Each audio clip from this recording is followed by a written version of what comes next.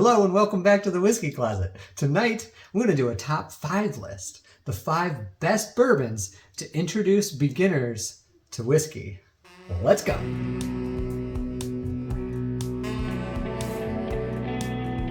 Number 1 on my list is Uncle Nearest 1884 small batch whiskey. If you are brand new to bourbon, I think there's no better place to start than Uncle Nearest 1884. Because what do you want the first time you hand someone a bourbon? The first thing you want them to say when they taste that bourbon is,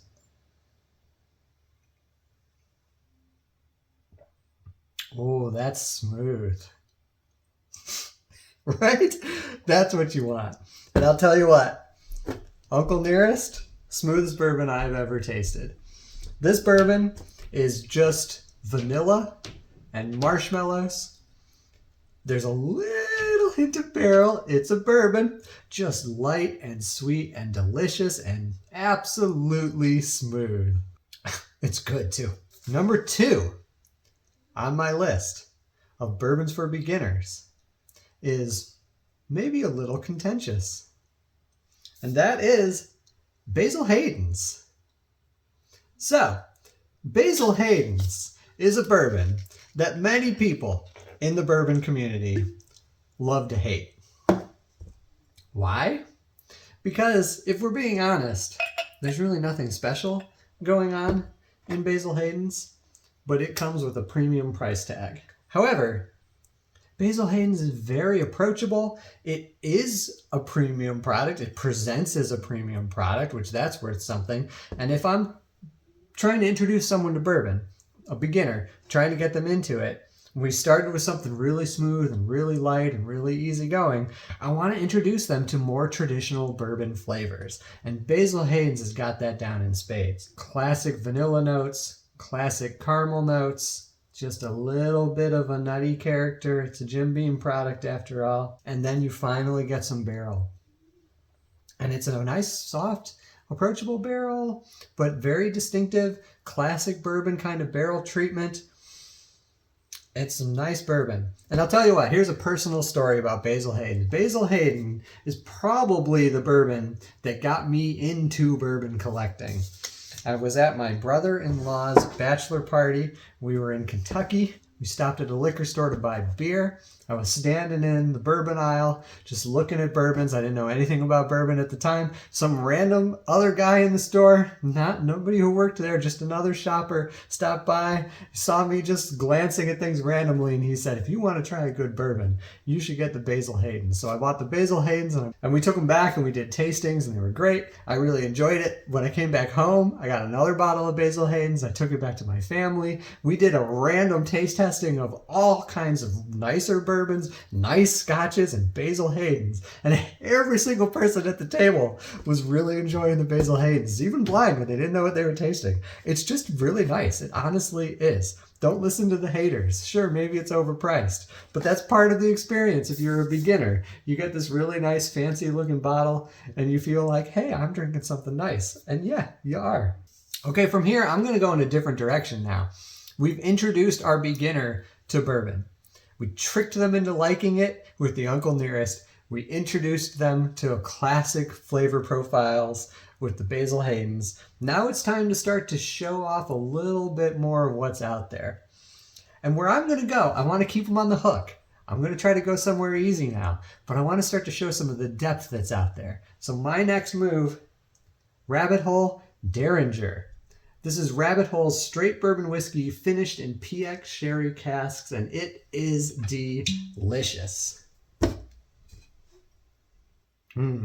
So finished whiskeys are a big category in bourbon, and they can bring a lot of extra flavors, especially sweeter notes, berry notes, rich red fruit type notes.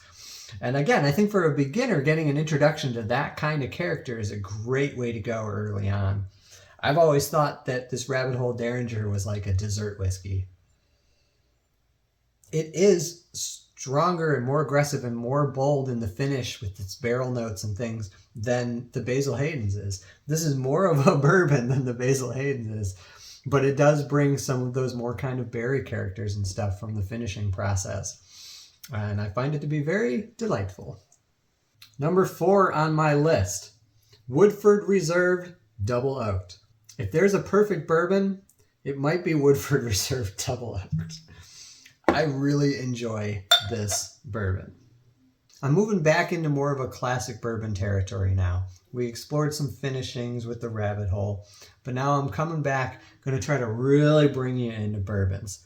Woodford Double Oaked, it ups the oak profile. It's a double oaked product, but the double oaked products also enhance a lot of the flavors that you get. You get that enhanced vanilla, you get that enhanced kind of caramel characters and more of a deep kind of flavor going on.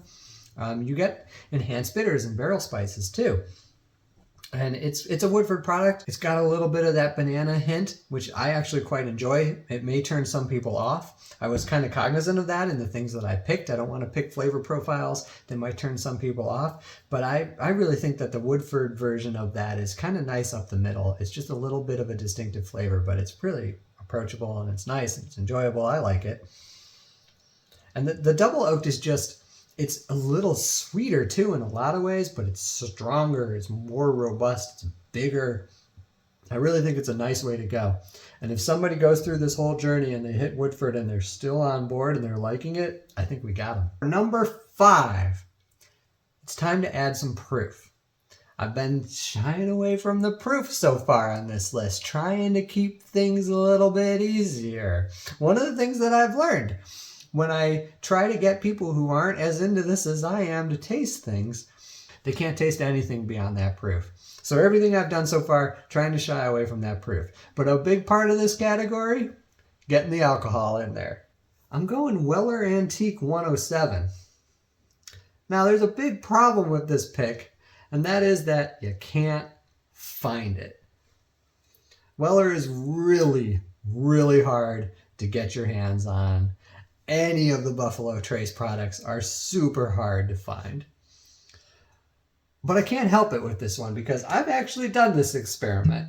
I've had a number of friends and I have had them taste this, and unanimously, everyone has enjoyed it. It's not my favorite. I like it a lot. It's very good, but it's not my favorite. There's things that I enjoy more. But when I've brought beginners in and I've had them try this and something that I like more, they like this better. This is just more approachable. Beautiful nose. Oh my gosh, you can't beat the nose on this thing. The cherry and the dusted corn and the vanilla in the background. So the Weller brings that proof, but it wraps it so nicely in sweet notes. It does have some barrel, but it's a little soft. Honestly, one of my critiques of the Weller is that it kind of finishes a little bit bitter. That's why there's some things that I prefer more. But it's it's just approachable all the way through. I think is the best way to introduce someone to high proof. So there's our top 5. Little bit of a coda for you though. There's a lot of lists like this that exist. And there's common picks that people mention that I don't agree with.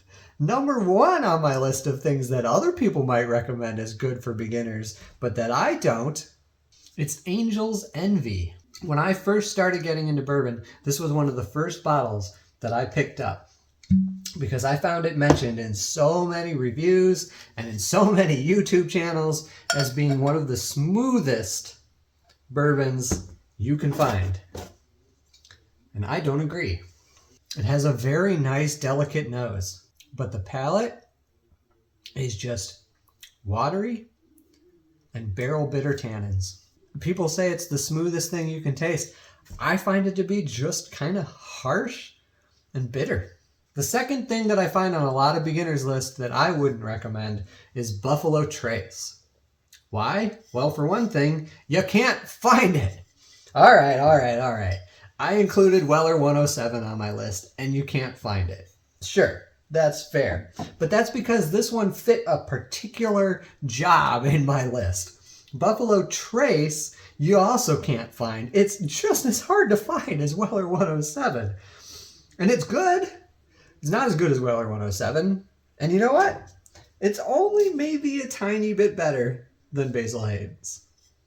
That's why I recommend the Basil Hayden's. You can find it anywhere, and it's gonna serve the same job that I think Buffalo Trace would serve. I don't recommend it for a beginner.